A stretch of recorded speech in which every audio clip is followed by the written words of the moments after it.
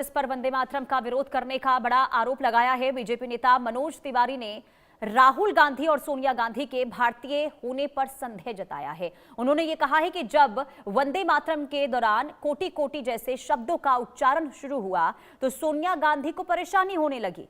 वहीं वीरेंद्र सचदेवा, अरुण सिंह ने भी कांग्रेस के बर्ताव पर सवाल उठा दिए हैं।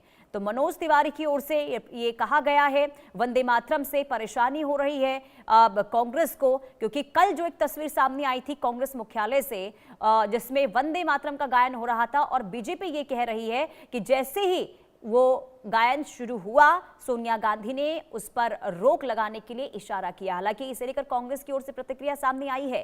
कांग्रेस की ओर से यह कहा गया है कि मल्लिकार्जुन खड़गे के लिए कुर्सी मंगाने को लेकर इशारा सोनिया गांधी कर रही थी, लेकिन ये अब कहीं ना कहीं बीजेपी इसे लेकर हमलावर जरूर है। वंदे मातरम से परेशानी क्यों, ये बीजेपी लगातार सवाल उठा रही है। तो वंदे मातरम के मुद्दे पर अब बीजेपी कांग्रेस पर लगातार हमलावर और देशभक्ति, उन्होंने कहा है कि देशभक्ति नहीं है कांग्रेस के अंदर और उन्हें परेशानी हो रही है वंदे मातरम से। और यही वजह है कि जैसे ही झंडारोहण के बाद वंदे मातरम को बजाया गया वैसे ही सोनिया गांधी तुरंत इशारा करती हैं कि आप इसे बंद कर दें।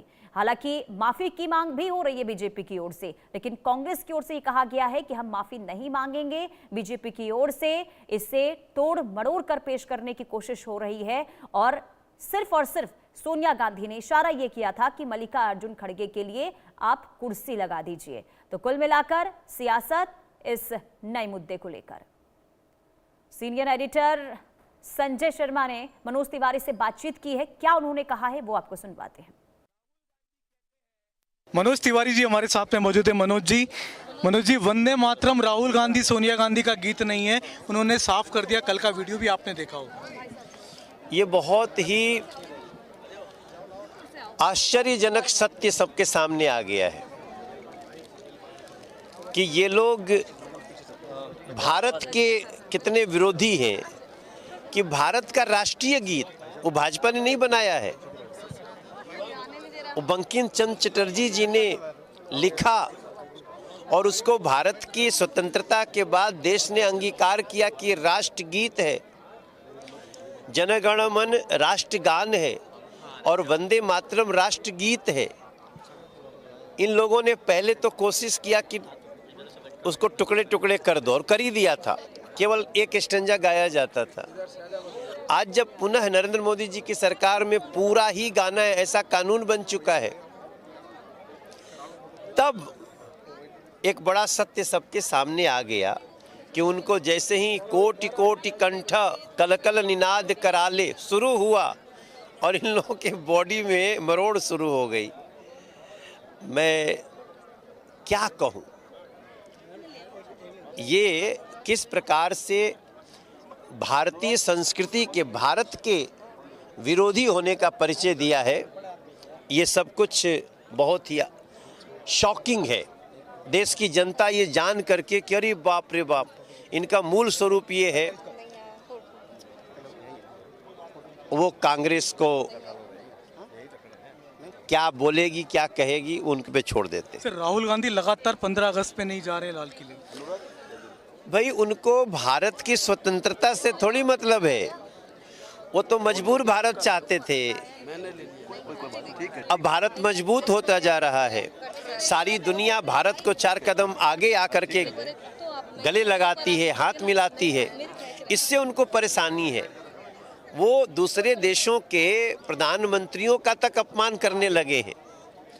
तो जो 15 अगस्त को झंडा फहराने के समय नहीं उपस्थित हो सकता है, उसको उसके भारतीय होने में कई तरह के संदेह उत्पन्न होते हैं। मनोज तिवारी जिनका कहना है कि जो 15 अगस्त के दिन झंडा फहराने के समय उपस्थित नहीं हो सकता नेता प्रतिपक्ष, उसके भारतीय होने में भी उनको संदेह है। कैमरामैन दिनेश के साथ Sanjay Sharma, India news Delhi. BJP के राष्ट्रीय महासचिव अरुण सिंह जी हमारे साथ में मौजूद है। अरुण जी, आज अटल जी की 8वीं पुण्यतिथि है, क्या बड़ा संदेश आप देना चाहेंगे? अटल जी से क्या सीखने को मिला?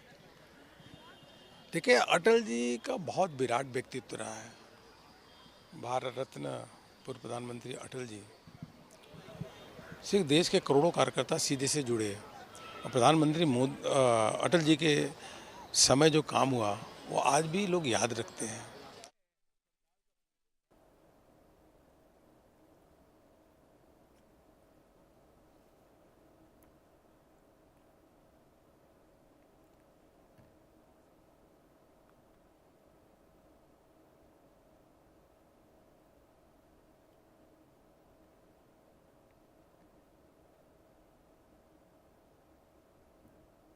है जो विकास बीजेपी के राष्ट्रीय महासचिव अरुण सिंह जी हमारे साथ में मौजूद है। अरुण जी, आज अटल जी की 8वीं पुण्यतिथि है, क्या बड़ा संदेश आप देना चाहेंगे? अटल जी से क्या सीखने को मिले?